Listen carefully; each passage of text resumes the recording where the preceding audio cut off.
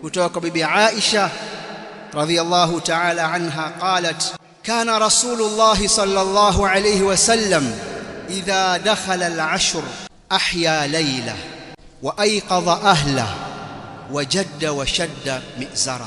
Anasema bibi Aisha, Mtume sallallahu alayhi wasallam alikuwa linapoingia 10 la mwisho la mwezi mtukufu wa Ramadhani alikuwa akikesha katika wakati wa usiku, kadhalika akiwaamsha ahli zake na watu wa nyumbani kwake washiriki pamoja naye katika ibada, na alikuwa akijitahidi akijipinda katika ibada.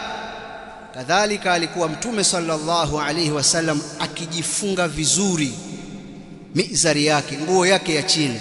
Fumbo hili Al-Imam an-Nawawi rahimahullahu ta'ala katika sharhi ya Muslim anasema, wa ma'na shadda al-mi'zar al-i'tizalu 'ani an-nisaa wa qila huwa kinayatun 'ani al-jidd wal-ijtihad fi al-ibada. Na maana ya kukaza mizar vizuri, kama mtu akisema anajifunga kibwebwe, maana yake ni kujiepusha na wanawake, akijitenga nao katika 10 hili la mwisho.